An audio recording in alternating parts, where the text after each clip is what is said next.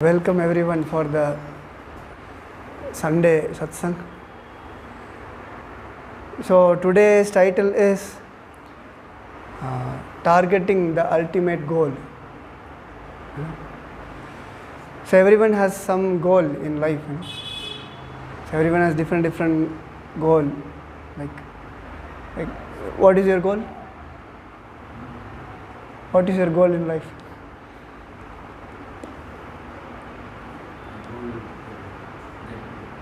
Huh? Get a good job. Okay. What is your goal? Be happy and reach at a big position. Big position. Be happy and reach a big position. Okay. So everyone has different goals. So today we are going to discuss about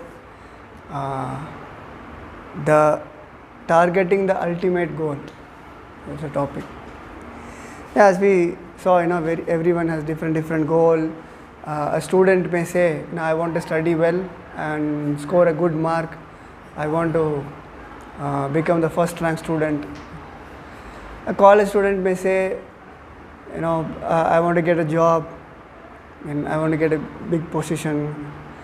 A person already working, he may say, I want to get some promotion, I want to get more higher designation. Then already if some person is in higher designation, then he will say, I want to become famous in my position.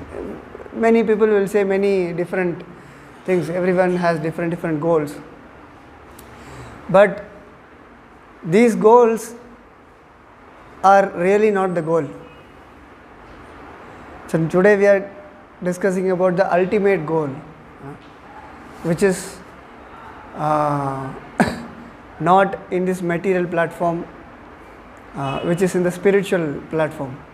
The ultimate goal we are discussing. So in this connection, there is one incident in Mahabharata. In olden days, the Swayamvara used to happen. You heard about Swayamvara? Swayamvara means the princess, she can select her husband.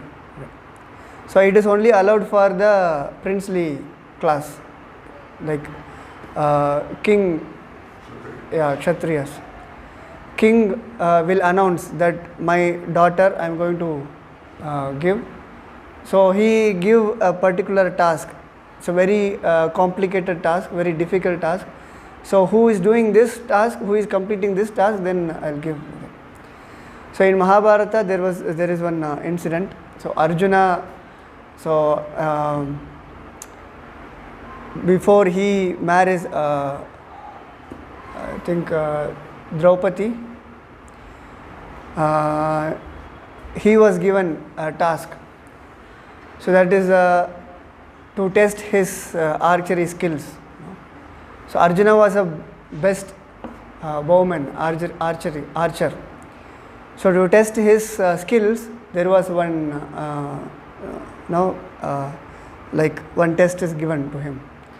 So the test was a fish was hanging on the roof, and below the fish there is one disc, it's rotating, and there is one hole in the disc. Okay, and Arjuna, what he should do, his arrow should pierce the hole, and it should pierce the eye of the fish, and he shouldn't see upside, and there is a water pot kept down, and he should see the reflection in the water. He should see down in the reflection, and he should release the arrow up. So this was the task, and in one shot he accomplished the task. So that is like a test for him. So then we can see at that particular time, his full attention was on the eye of the fish. There is nothing else. So that to achieve that target, that attention, full focus was there to finish that task. And there was another incident also. In a tree there was a bird. So many archers were called, and you have to pierce that bird. So many archers came. Before they start, it was asked that, what are you seeing?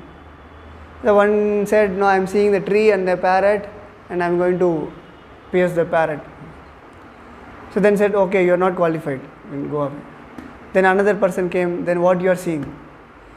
Then he said, I am seeing sky, I am seeing a tree, there is a bird, and a dog is roaming around.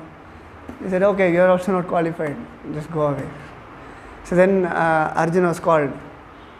So what are you seeing? I am seeing only the parrot. I am not seeing anything else, because that is the target. So to achieve the target, his focus is only on the parrot, bird, whatever. So that focus, that one pointed attention is required to achieve a goal.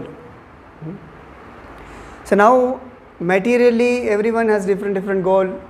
One person may say, this is my goal, that is my goal, I have to achieve this, that, so many things. So even if we are fully focused in that goal, even if we achieve that goal, and is it ultimately beneficial for us? No. Because this is all material things, this is all temporary things. Even if we achieve that goal, one day everyone is going to leave this body, and whatever we achieved, which is connection to this body, and everything is gone. So then if we didn't achieve this goal, still anyway we are going to leave this body, and next birth we may take birth as something else, maybe human birth or something else. But still, there is no loss in that. So these are material achievements, material goals. This is not actually beneficial for us.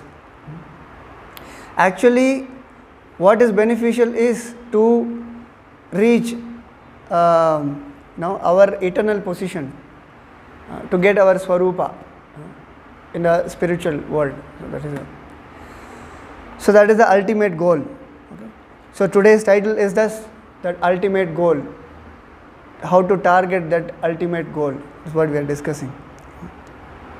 So in Bhagavatam, there is one verse describing about this ultimate goal.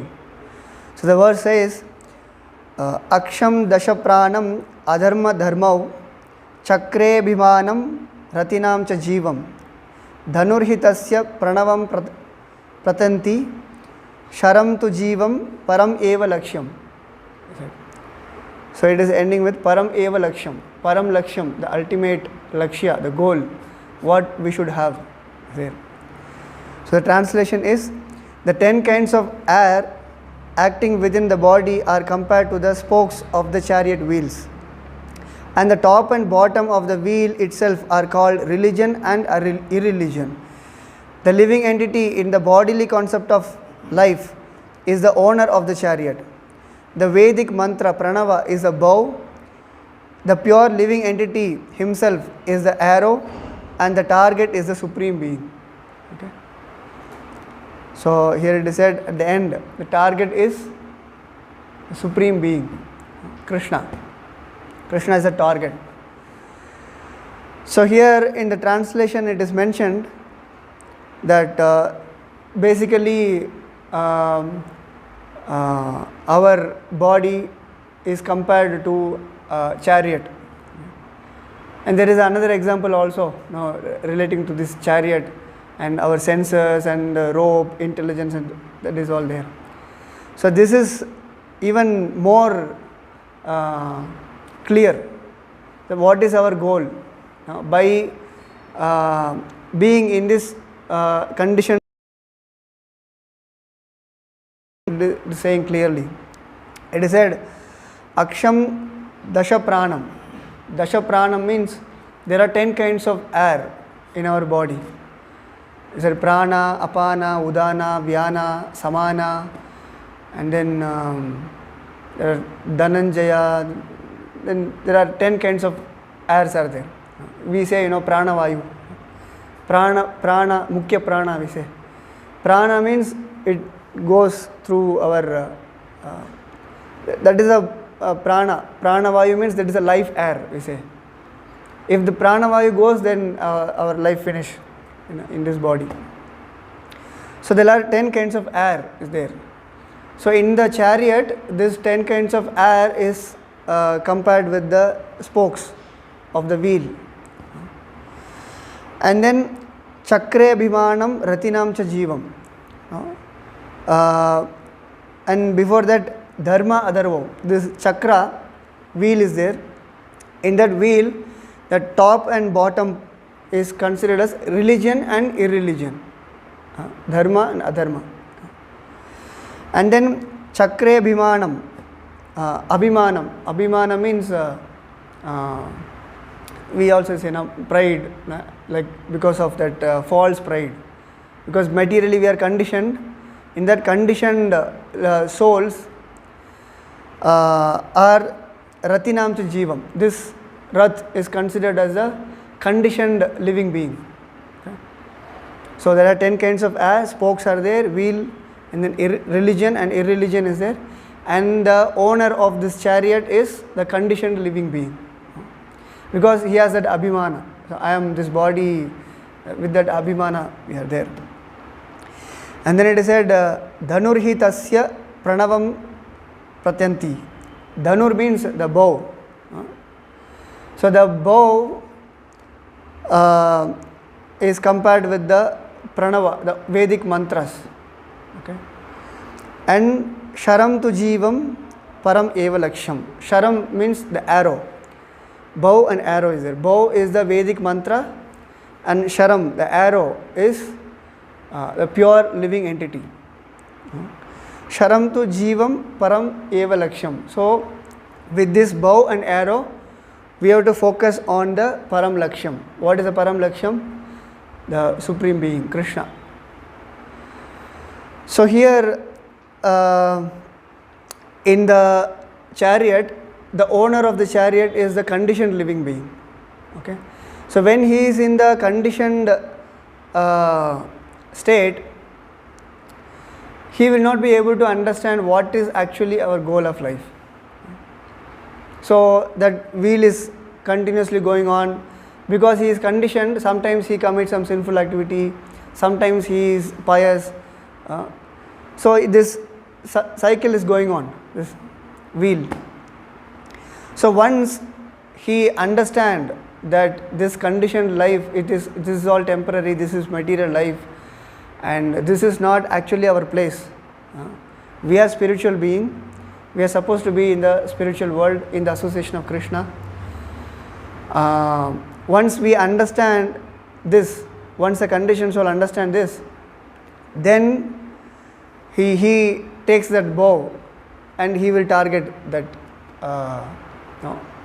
He will focus on the target. Okay. So now here the Bhagavatam says what should be our target. Now we have many targets, but that is all. Even if we achieve the target, then it is all useless. But when we achieve that real ultimate target, then only we are really achieving our goal. So when we are in the conditioned state, we are thinking that this is mine, this is my body, this is everything is mine. Whatever is connected to this body, whatever is related to this body, we are considering that this is mine. So actually we don't know what is beneficial for us. So we are thinking that I have to achieve this, I have to achieve that. We are working so hard for this, but actually we don't know what is beneficial for us. So in Bhagavatam it is said, Nate vitu swartha gatim hi Vishnum durashayaye bhairatamaninaha. Nate vitu swartha gatim. Swartha means something beneficial. Nate vitu swartha gatim hi Vishnum. And durashayaye bhairatamaninaha. Bahir means external. Something external things, we are thinking that this is arthamaninaha. Artha means something meaningful, and maninaha means we are considering, we are thinking that this is the swartha gati. This is the artha. This is the beneficial thing for me. I am thinking external things, but actually it is not. Na te vitu swartha gatim hi Vishnu. So because a conditioned soul is not able to understand what is actually beneficial. Something external thing we are considering, this is what beneficial for me. And this is bahirartha maninaha. We are thinking that this is beneficial, but actually it is not. And anda yatandir upaniyamanas upagiyamanas tepishatantriyam urudamni baddha. It said, if you ask someone, now I have this problem, I have that problem, what is the solution? If you ask someone, and he will say that no, you have this problem, you do this something, you do this, and you will get the solution. Okay. But the person who is asking question that I have this problem, that problem, and the person who is giving solution, both are blind. Anda yata andair upagiyamanas. So a blind man leading the blind. So now the politicians or so-called spiritual people, guides, whatever it is, everyone is a blind people, and the blind person is trying to lead another blind person. So both of them will fall in the ditch, because both of them don't know what is actually the purpose of life, what is actually the goal of life. They don't know that. A blind man is leading the another blind man, and the blind man, he himself is bound. And tepi shatantriyam urudamni baddha. Baddha means conditioned, and urudamni means with the rope very tightly bound. A person who is, he himself is tightly bound, and he cannot release others. And now we ask solution, like I have this problem, that problem, but whatever solution we get, that is all temporary solution. A temporary solution actually cannot be a solution. That is not solution. Solution means it should relieve us from all kind of problems. But anyway, these material problems, these material solutions, this will not give ultimate solution. So Bhagavatam says that this is all, like in the material platform, whatever we think that this is solution, this is not actually solution. The solution is to reach the ultimate target, ultimate goal, which is Krishna. And how to reach that goal? It is said in the previous verse what we discussed. It is said in the rath, in the chariot, a conditioned soul is there. So he doesn't know what is actually goal. So from the Shastras, from the Acharyas, once a conditioned soul, if he understood that this is all material, this is temporary, this is not actually my goal, so then he takes shelter of the bow. What is that bow? Mantra, Vedic mantras. So here the Hare Krishna mantra. So when we chant Hare Krishna mantra, with the sharam, the arrow is the pure living entity. With full focus, when we take shelter of the chanting Hare Krishna mantra, so then we can reach the goal. So this we come to know by the mercy of Lord. So otherwise the conditioned soul, he's just wandering life after life, but it is like it's a causeless mercy. Causeless mercy. Why we call it as causeless mercy? Because there is no cause for this. That's why it is causeless mercy. So a conditioned soul, just causelessly, by the mercy of Guru, by the mercy of Vaishnavas, by the mercy of Acharyas, he gets this bow and arrow. So with the bow and arrow, he should know how to reach the goal. So then, once we get this bow and arrow, it is not that simply we can just achieve the goal. It is not like this.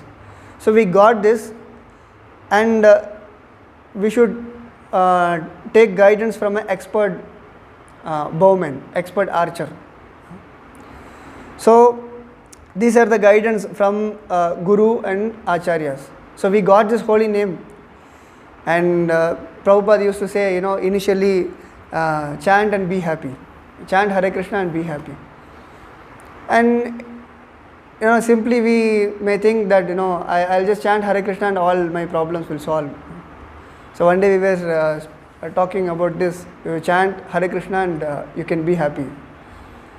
So one devotee, he has some toothache. So he was asking, I have toothache. So if I chant Hare Krishna, will I be happy? My toothache will go. So that is not being happy in a sense, not materially happy. Now materially happy. You see, now it is hot. We are switching on fan and sitting. It is not a happy condition. It is a comfortable condition, we can say. It is not happiness. Happiness means that is something different. Like for example, many times we see in winter time they go to beach and then they just lie down in the shore. Sunlight comes in the body and you feel little, that is not happiness. That is like a comfortable life, we can say. That is not happy life. Happy life is something different. So here we say, chant Hare Krishna and be happy. It is not in a material platform. We feel that real bliss, happiness in a spiritual platform. So then the chanting Hare Krishna, we got this Hare Krishna mantra, and then we should know how to chant. Like as we say, Prabhupada used to say, you chant and be happy. And then once you come and once you associate with devotees, once you chant Hare Krishna and you read Bhagavad Gita, Bhagavatam, and you come to know many things, that once you chant Hare Krishna, there are offenses are involved in this. There are 10 offenses which is mentioned in the Padma Purana. So you have to avoid these offenses. Then so many things involved in this. So that's what, as soon as you get this bow and arrow, it is not that simply you can reach the target. So there you should be expert how to handle this bow and arrow. So that expertise comes by taking the guidance of the previous acharyas, guru. So here in one book called Harinama Chintamani, said very poetically written by Bhaktivinoda Thakur. So he reveals many things about how one can chant properly the holy name of the Lord. So in this 15 chapters are there. So each chapter it deals with the particular aspect. So there are 10 offenses. So all these 10 offenses are covered, and then the glories of the holy name. So once we understand the glories of the holy name, what are the offenses, how carefully we have to avoid these offenses. So then all these things, when we do properly, so when we chant attentively without offenses, offenseless chanting, so then we will be able to reach the goal. So it is like there are three kinds of chanting, 3 levels of chanting. So Nama Aparada, Nama Abhasa, and then Shuddha Nama. 3 levels are there. So Nama Aparada is chant the holy name of the Lord with offenses. Initially everyone does this. There is no exception. Everyone does this. Now, there are 10 offenses. We don't discuss about this 10 offenses. You can go through this. So initially we have to, everyone chants with offenses. So gradually you come to know these are the offenses and you try to avoid all these offenses. And then once you avoid all the offenses, then the second stage is Namabhasa. Namabhasa is clearing stage. Clearing stage in the sense there is no offense and it is not Shuddha Nama also. It is something intermediate. So in that stage also we will not reach the goal. Even in the second stage, there is no offenses. We are not doing offensive chanting. But still we will not reach the goal because it is not Shuddha Nama. It is not pure chanting. And there is no offense also. It is in the middle somewhere, in the intermediate. And then by chanting this Namabhasa, gradually we will reach the third stage, Shuddha Nama. So in Shuddha Nama we will reach the goal. So in that Harinam Chintamani, there are many aspects are discussed. How to avoid these offenses, and then disobeying the orders of Guru, that is also one of the offense. And there are regarding Guru, there are many topics are discussed about Diksha Guru, Shiksha Guru, how we should see, and all these things. So many of you are chanting for few years, many years I think. So now we are chanting for long time, for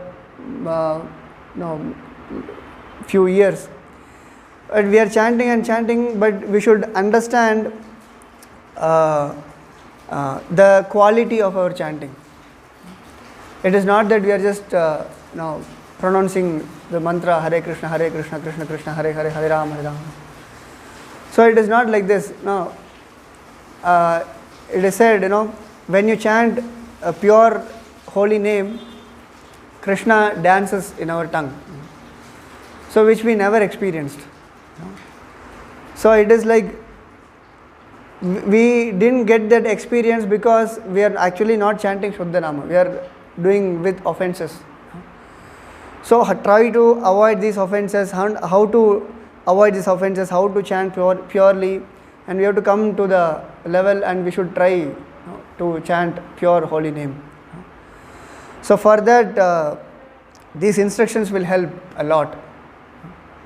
So there, in the very beginning, in the preface, it is mentioned. The first question is, what is God's greatest treasure? It is asked. The thing is, for this question asked by Chaitanya Mahaprabhu to Haridas Thakur. So then Haridas Thakur replies that it is holy name of the Lord. It is Shuddha Nama, holy name of the Lord. So then one may ask question. So in the spiritual world, in Krishna's abode, if you get directly the association of Krishna, you are seeing Krishna face to face, direct association of Krishna. Is that not the greatest treasure? The question asked. Then, or if you get like a desire tree, Kalpa Vriksha, whatever you desire, you will get. So, is that not the greatest treasure? No, that is not the greatest treasure. Because if you see in this material world, everything is made up of material elements: earth, water, fire, air, ether, mind, intelligence, and false ego. These 8 material elements are there. Whatever you see in this material world, everything is made up of these material elements. Because this is material world, everything is jada, everything is material. But in this material world, there is a spiritual entity. Who is that spiritual entity? We are the spiritual entity. We are soul. We are spiritual entity. So we are the only spiritual entity in this material world. And Krishna descends in this material world in the form of his holy name. So it is said, Nama Chintamani Krishna Chaitanya Rasa Vigraha Purna Shuddho Nitya Mukto Abhinnatva Nama Namino. So there is no difference between Krishna's holy name and Krishna himself. So Krishna descends in this material world in the form of his holy name. So there it is mentioned that the holy name is the second entity, this is spiritual. So then Krishna is coming in this Kali Yuga, which is full of disqualification, full of faults.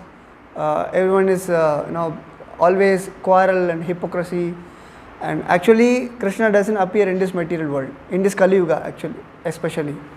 So Krishna is known as Tri Yuga. He appears only in the 3 yugas. In Kali Yuga he doesn't appear. So then, so in Kali Yuga Krishna descended in the form of holy name. So that's why the holy name is the greatest treasure in the spiritual world, in Krishna's abode, as mentioned. So then we have to see that how great it is, how the greatest treasure we got as simple as, it's very simple. Anyone, we are just chanting the holy name on the road and everyone is hearing, doing kirtan, just like very easily we are getting it. As because we are getting it very easily, we are taking it we are underestimating it. But this is the greatest treasure. Even the personal association of Lord Krishna is considered lower. The chanting the holy name of the Lord is considered much more higher than the direct association of Krishna. So this is like they mentioned that one analogy in a prison. All the criminals are there, put in the prison, and the king, he comes to the prison. He is visiting the prison and he is now seeing all the criminals. And the king, he comes to the prison. He is not only releasing the criminals from the prison, he is releasing them from the prison and he is taking with himself and giving his personal association also. Like for example, a criminal is in the prison and a king released him. And the criminal is now a personal associate of the king. A king personal associate, he gets a kingly treatment, So he gets as equal treatment as a king. He is a personal associate of a king. So then he gets the personal association. It is we cannot even compare. We cannot even compare with anything. A king is coming, he is not only releasing and he is giving his personal association. So in same way, a holy name is descending in this material world, and the holy name is not only releasing us from this material suffering, not only releasing us from this conditioned life, and we get a spiritual, in the spiritual world we get the personal association of Krishna. So it is like a king is coming and then giving personal association. So it is unimaginable and we cannot even compare with anything in this material world. It is much more higher than the personal association of Krishna. So that is the goal. So now we got this bow, and it is up to us how we are using this bow. So how we are using, in the sense, how to avoid these offenses, how to chant purely the holy name of the Lord. So then in that way, if you if you become expert bowman, if you become expert archer, then we will be able to achieve the ultimate goal of life. But that is, it sounds little easy kind of. So once we go through this 10 offenses, every day morning after Mangalarati we chant this 10 offenses before chanting, so that we are reminded, okay, these are the offenses, we have to avoid these offenses. But every day we think that, okay, we have to avoid these offenses. Now what offenses we are doing? If we analyze and chant, it is very difficult, as a conditioned soul,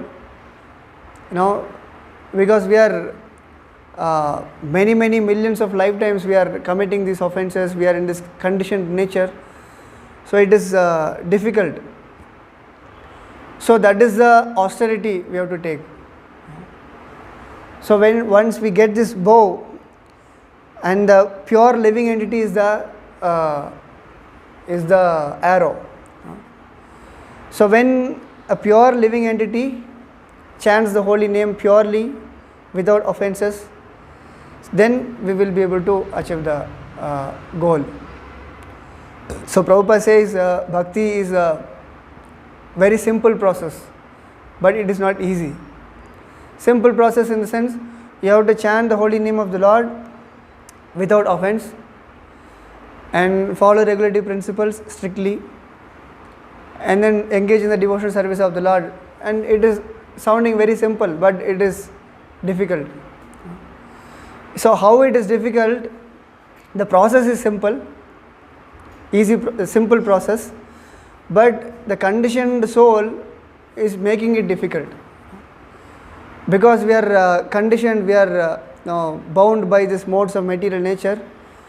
In how deeply we are conditioned, how deeply we are bound by these modes of nature, that much it becomes difficult. So it's like olden days we might have seen that puppet show.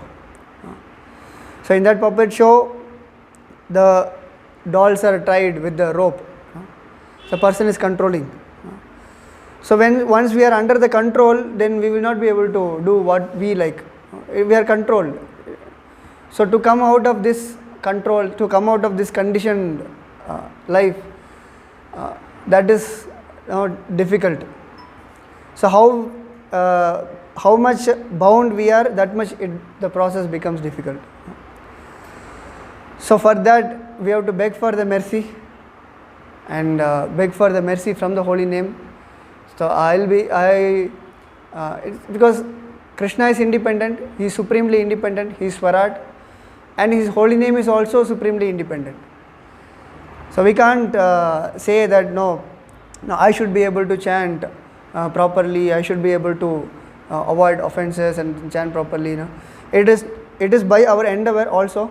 We have to endeavor, and it is ultimately by Krishna's will. It is our endeavor and Krishna's will, both are there. It is like a monkey and kitten, both. Our endeavor is there. By seeing our endeavor, Krishna sanctions, okay, you are endeavoring a lot, you are working so hard, okay, take it. Krishna gives. It is by Krishna's mercy we will be able to come out of these modes of nature and will be able to practice purely. And if we don't endeavor also, then Krishna will not give mercy. So both should be there. Our endeavor and then our Krishna's mercy is also there. So by both, by endeavor and then mercy, by both this, we will be able to reach the ultimate goal of life. So now, as we say, many years practicing, so at some point we have to take it seriously, that in which level we are, in which position we are, so how to improve, what are the things we have to correct, rectify, go further. So we have to take the next step, and the devotees who are practicing quite some time, so you can read that book also, Harinam Chintamani, very nicely described about the offenses, how to avoid, and how to chant pure holy name of the Lord. Even whatever we discussed, most of them are from the preface. Now, so many things are there to understand and to rectify and to chant. Okay. So Hare Krishna. Any questions, comments? Yes, Ricardo. Okay. Srila Prabhupada ki jai. Hare Krishna.